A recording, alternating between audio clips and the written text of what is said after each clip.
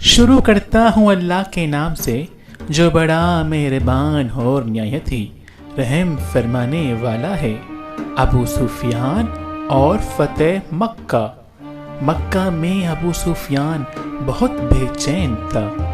آج کچھ ہونے والا ہے، وہ بڑبڑایا۔ اس کی نظر آسمان کی طرف بار بار اٹھ رہی تھی۔ اس کی بیوی ہند، جس نے حضرت امیر حمزہ کا کلیجہ چبایا تھا، اس کی پریشانی دیکھ کر اس کے پاس آ گئی تھی۔ کیا بات ہے، کیوں پریشان ہو؟ ہوں؟ ابو سفیان چونکا۔ کچھ نہیں، طبیعت گھبرا رہی ہے، میں ذرا گھوم کر آتا ہوں۔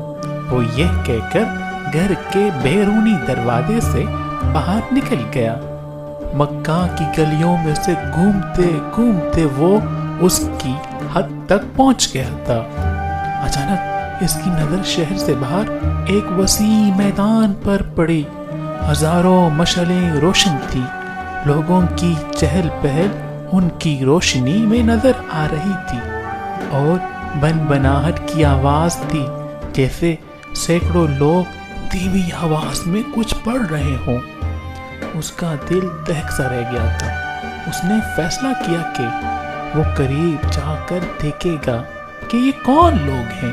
اتنا تو وہ سمجھ ہی چکا تھا کہ مکہ کے لوگ تو غافلوں کی نیند سو رہے ہیں، اور یہ لشکر یقیناً مکہ پر چڑھائی کے لیے ہی آیا ہے۔ وہ جاننا چاہتا تھا کہ یہ کون ہے۔ وہ آہستہ آہستہ اونٹ لیتا اس لشکر کے کافی قریب پہنچ چکا تھا۔ کچھ لوگوں کو اس نے پہچان لیا تھا۔ یہ اس کے اپنے ہی لوگ تھے جو مسلمان ہو چکے تھے اور مدینہ ہجرت کر چکے تھے۔ اس کا دل ڈوب رہا تھا۔ وہ سمجھ گیا تھا کہ لشکر مسلمانوں کا ہے، اور یہ یقیناً محمد صلی اللہ علیہ وآلہ وسلم اپنے جان نثاروں کے ساتھ مکہ آ پہنچے تھے۔ وہ چپ کر حالات کا جائزہ لے ہی رہا تھا کہ عقب سے کسی نے اس کی گردن پر تلوار رکھ دی۔ اس کا اوپر کا سانس اوپر اور نیچے کا نیچے رہ گیا تھا۔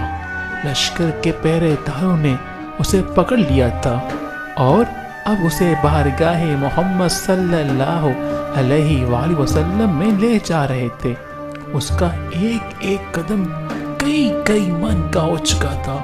ہر قدم پر اسے اپنے کرتوت یاد آ رہے تھے۔ جنگ بدر، احد، خندق، خیبر، سب اس کی آنکھوں کے سامنے ناچ رہی تھی۔ اسے یاد آ رہا تھا کہ اس سے کیسے سرداران مکہ کو اکٹھا کیا تھا محمد کو قتل کرنے کے لیے، کیسے نجاشی کے دربار میں جا کر تقریر کی تھی کہ یہ مسلمان ہمارے غلام اور باقی ہیں، ان کو ہمیں واپس دو۔ کیسے اس کی بیوی ہند نے امیر حمزہ کو اپنے غلام حبشی کے ذریعے شہید کروا کر ان کا سینہ چاک کر کے ان کا کلیجہ نکال کر چبایا، اور ناک اور کان کاٹ کر گلے میں ہار بنا ڈالے تھے، اور اب اسے اسی محمد صلی اللہ علیہ وآلہ وسلم کے سامنے پیش کیا جا رہا تھا۔ اسے یقین تھا کہ اس کی روایات کے مطابق اسے اس جیسے دہشت گرد کو فوراً تہ کر دیا جائے گا۔ ادھر بارگاہ رحمت العالمین میں اصحاب رضی اللہ تعالی عنہ جمع تھے، اور صبح کے اقدامات کے بارے میں مشاورات چل رہی تھی کہ کسی نے آ کر ابو سفیان کی گرفتاری کی خبر دے دی۔ اللہ اکبر، اللہ اکبر! خیمے میں نعرہ تکبیر بلند ہوا۔ ابو سفیان کی گرفتاری ایک بہت بڑی خبر اور کامیابی تھی۔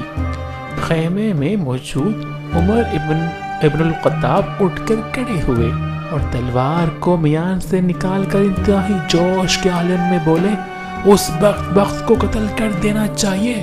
شروع سے سارے فساد کی جڑ یہی رہا ہے۔ چہرے مبارک پر رحمت العالمین پر تبسم نمودار ہوا، اور ان کی دلوں میں اترتی ہوئی آواز گونجی، بیٹھ جا عمر، اسے آنے دو۔ عمر ابن خطاب آنکھوں میں گیز لیے حکم رسول کی اطاعت میں بیٹھ تو گئے، لیکن ان کے چہرے کی سرخی بتا رہی تھی کہ ان کا بس چلتا تو ابو سفیان کے ٹکڑے کر ڈالتے۔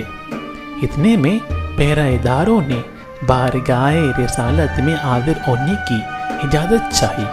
اجازت ملنے پر ابو سفیان کو رحمت العالمین کے سامنے اس حال میں پیش کیا گیا کہ اس کے ہاتھ اسی کے حمامے سے اس کی پشت پر بندھے ہوئے تھے، چہرے کی رنگت پیلی پڑ چکی تھی اور اس کی آنکھوں میں موت کے سائے لہرا رہے تھے۔ لبہائے رسالت مآب صلی اللہ علیہ وسلم وہ ہوئے اور اصحاب نے ایک عجیب جملہ سنا، اس کے ہاتھ کھول دو اور اس کو پانی پلاؤ، بیٹھ جاؤ ابو سفیان۔ ابو سفیان ہارے ہوئے جواری کی طرح گرنے کے انداز میں خیمے کے فرش پر بچھے قالین پر بیٹھ گیا۔ پانی پی کر اس کو کچھ حوصلہ ہوا تو نظر اٹھا کر خیمے میں موجود لوگوں کی طرف دیکھا۔ عمر ابن خطاب کی آنکھیں غصے سے سرخ تھی، ابو بکر ابن قحافہ کی آنکھوں میں اس کے لیے افسوس کا تاثر تھا، عثمان بن عفان کے چہرے پر عزیزداری کی ہمدردی اور افسوس کا ملا جلا تاثر تھا، علی ابن ابو طالب کا چہرہ سپاٹ تھا۔ اسی طرح تمام اصحاب کے چہروں کو دیکھتا دیکھتا آخر اس کی نظر محمد مصطفیٰ صلی اللہ علیہ وآلہ وسلم کے چہرے مبارک پر آ کر ٹھہر گئی، جہاں جلال و رحمت کی خوبصورت امتزاج کے ساتھ کائنات کی خوبصورت ترین مسکراہٹ تھی۔ کہو ابو سفیان کیسے آنا ہوا؟ ابو سفیان کے گلے میں جیسے آواز ہی نہیں رہی تھی، بہت ہمت کر کے بولا، میں اسلام قبول کرنا چاہتا ہوں۔ عمر ابن خطاب ایک بار اٹھ کھڑے ہوئے، یا رسول اللہ، یہ شخص مکاری کر رہا ہے، جان بچانے کے لیے اسلام قبول کرنا چاہتا ہے، مجھے اجازت دیجیے، میں آج اس دشمن ازلی کا خاتمہ کر ہی دوں گا۔ ان کے منہ سے خفت جاری تھا۔ بیٹھ جاؤ عمر، رسالت مآب صلی اللہ علیہ وآلہ وسلم نے نرمی سے پھر فرمایا۔ بولو ابو سفیان، کیا تم واقعی اسلام قبول کرنا چاہتے ہو؟ جی یا رسول اللہ، میں اسلام قبول کرنا چاہتا ہوں۔ میں سمجھ گیا ہوں کہ آپ کا اور آپ کا دین بھی سچا ہے اور آپ کا خدا بھی سچا ہے، اس کا وعدہ پورا ہوا۔ میں جان گیا ہوں کہ صبح مکہ کو فتح ہونے سے کوئی نہیں بچا سکے گا۔ چہرے رسالت مآب صلی اللہ علیہ وسلم پر مسکراہٹ پھیلی۔